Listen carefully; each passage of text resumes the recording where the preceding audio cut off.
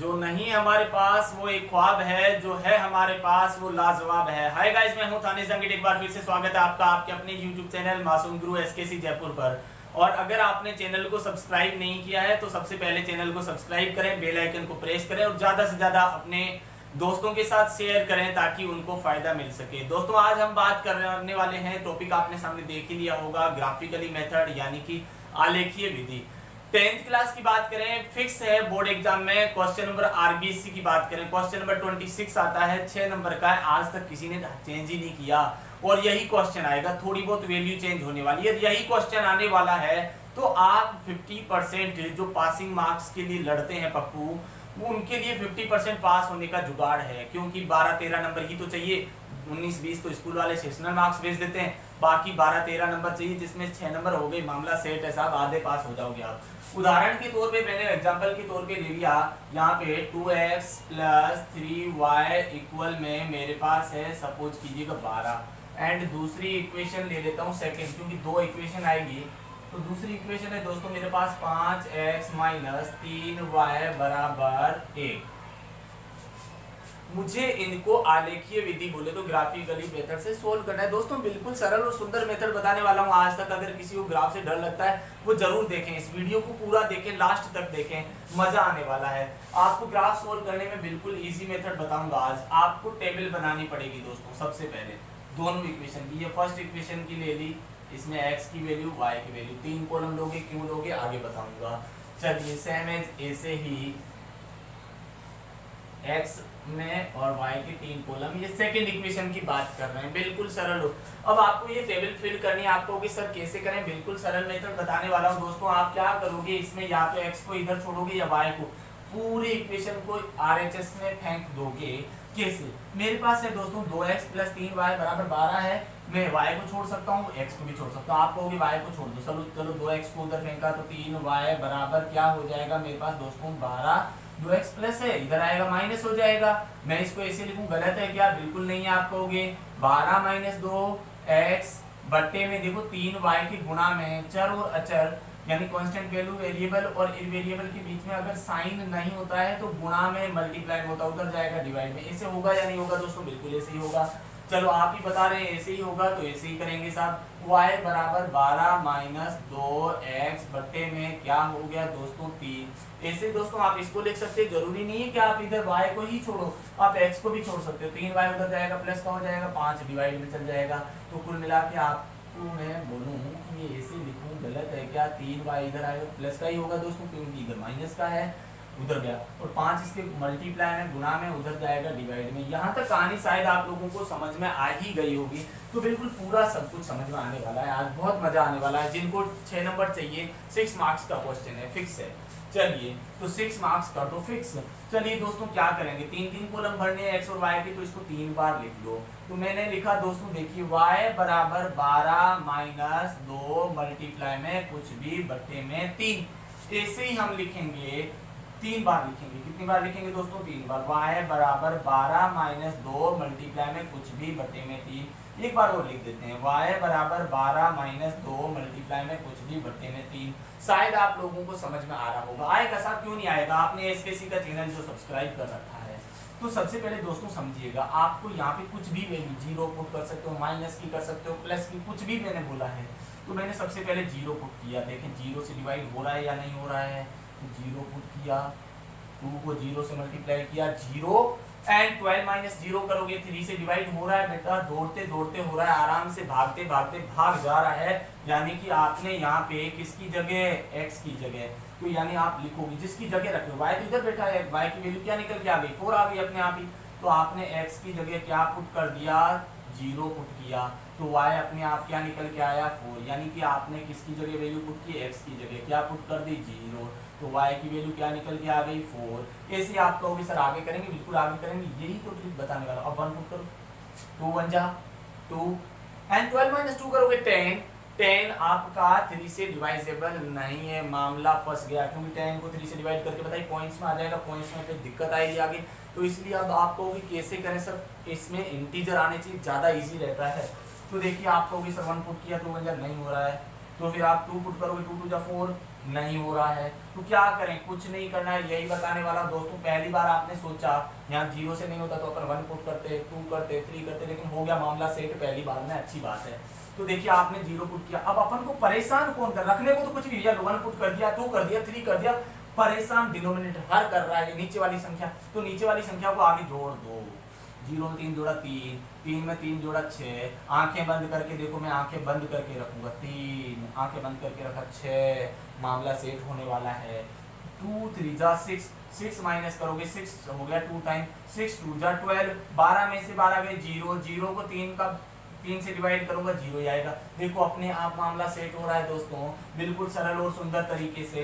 तो यानी कि आपने यहाँ 3 लिया तो क्या आया 2, 6 लिया तो y क्या निकल के आ गया 0, मामला सेट है। नहीं आया समझ में, इधर देख लो कौन से अपना यहाँ पे कुछ बिगड़ा है। इसको भी 3 बार, x बराबर 1 प्लस में 3 गुणा में कुछ भी बट्टे में 5, लेकिन कुछ भी किसकी जगह, y की जगह। x बराबर 1 प्लस 3 मल्टीप्लाई में कुछ भी बट्टे में 5, x बराबर में 1 प्लस 3 मल्टीप्लाई में कुछ भी बट्टे में 5। शायद आप लोगों को समझ में आ रहा होगा, आ रहा है दोस्तों, बिल्कुल आएगा, क्यों नहीं आएगा साहब। चलिए अब आप कहोगे सर 0 पुट कर दें, 0 को 3 से 0 1 5 से डिवाइड नहीं हो रहा, समझ में आ रहा है, ज्यादा फास्ट नहीं बोल रहा हूँ। या 2 का या 6 हो जाएगा, 6 प्लस 1 7, 7 5 होता है, नहीं हुआ।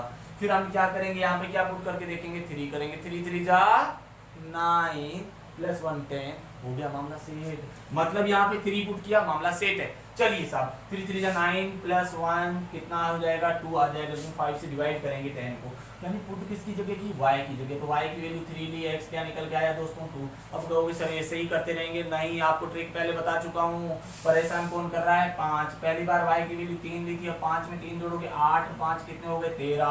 आंखें बंद करके रख लीजिएगा, यहाँ पे आंखें बंद करके रख लीजिएगा, 8 यहाँ आंखें बंद करके रख लीजिएगा, 13, मामला आपका सेट है।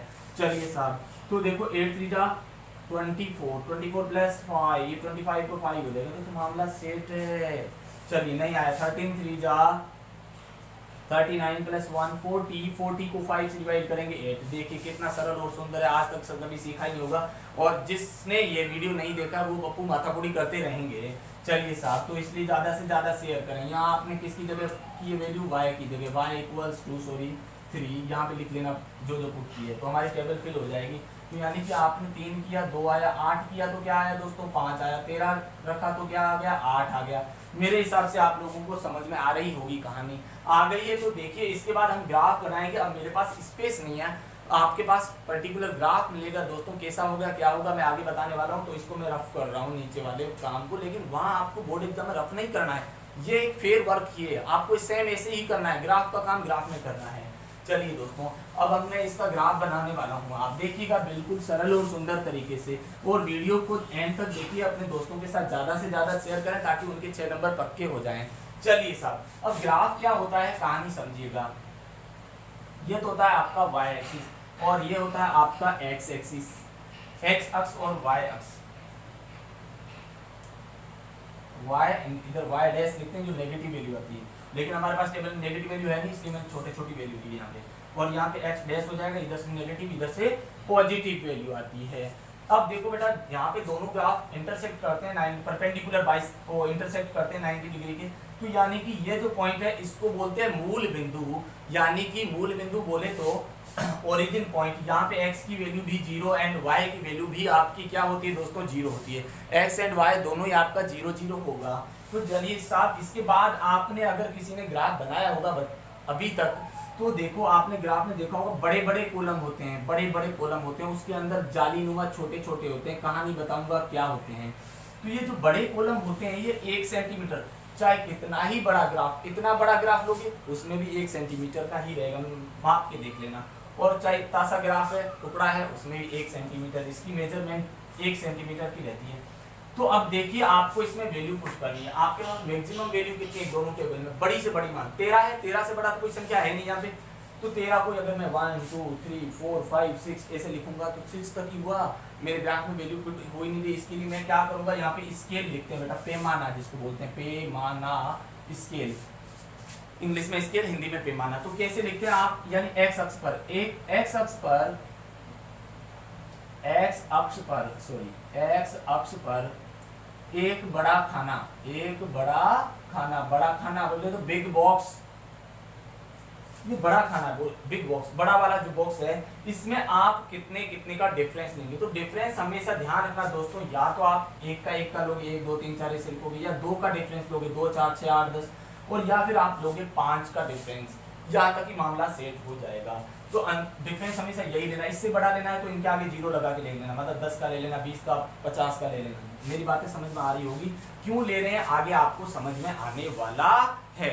चलिए दोस्तों, तो दोस्तों यहाँ पे देखो मैक्सिमम वैल्यू 13 है, यहाँ पे अपन तो 13 है, तो कितने कितने का डिफरेंस लेंगे, एक फिर मामला हो नहीं रहा है, 2 से भी नहीं होगा, तो अपन 5 का ले लेते हैं, 5 10 15 20 25 इस टाइप से। यहाँ भी 5 10 15 20 25, और नेगेटिव वैल्यू होगी तो इधर आ जाएगा -5 -10, ऐसे इधर भी -5 है नहीं हमारे पास, छोड़िएगा, कोई दिक्कत नहीं किसी को। चलिए अब ग्राफ में इसको प्लॉटिंग कैसे करते हैं समझिएगा।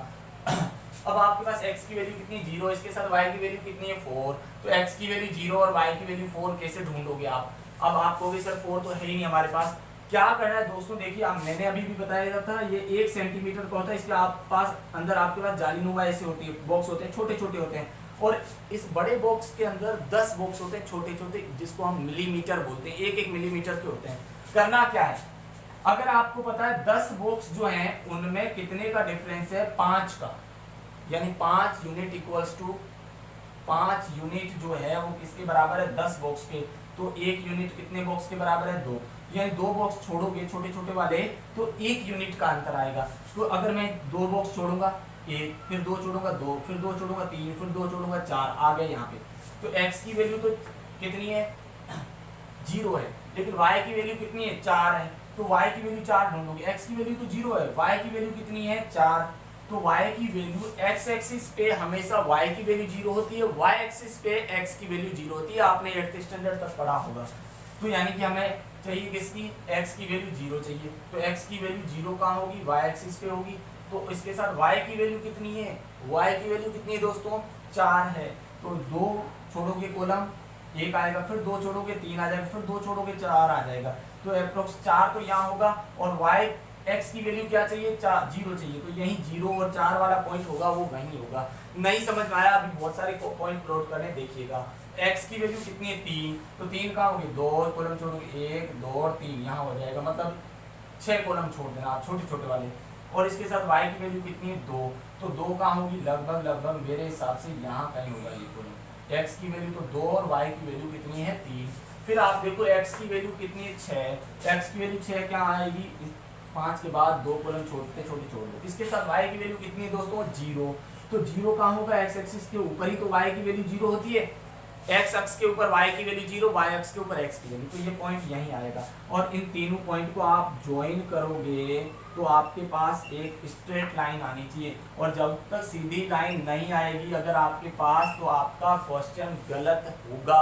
अगर तीनों बिंदु एक ही लाइन पे नहीं आ रहे, इसका मतलब हम कहीं ना कहीं गलती करके आए, और मैंने स्टार्टिंग में कहा था, मैं आगे बताऊंगा 3 कॉलम क्यों लिए थे, यही वजह। अगर आपने 2 लिए तो 2 पॉइंट मिलाओगे, हमेशा स्ट्रेट लाइन आएगी, पता कैसे चलेगा आपका जो आंसर है वो सही है या गलत है साहब। तो देखिए दोस्तों, सबसे पहले यहाँ पे 3 कॉलम लेने हैं, अब ऐसे इसको प्लॉटिंग करेंगे, x की वैल्यू कितनी है 2, तो 2 कहाँ होगी x की वैल्यू, ये लगभग यहाँ होगी, इसके साथ y की वैल्यू कितनी 3, तो y 2 और 3 वाला पॉइंट यही है दोस्तों, ठीक है।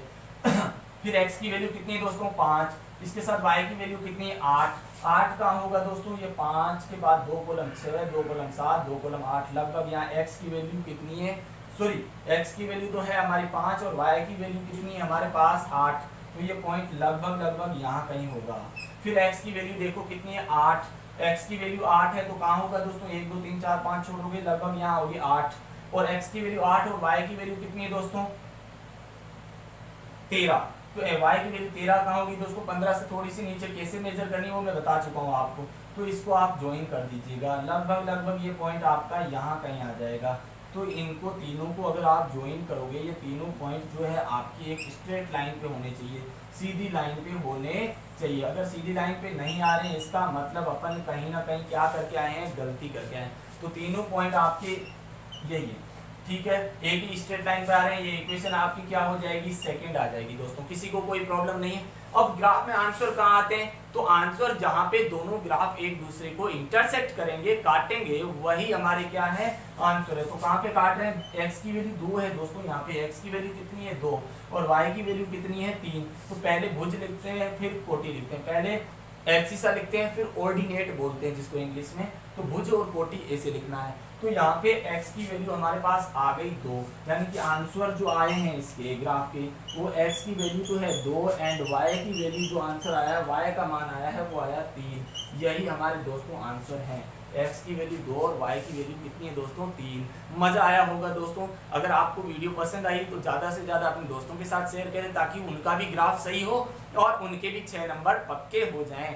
ओके, जय हिंद, जय भारत।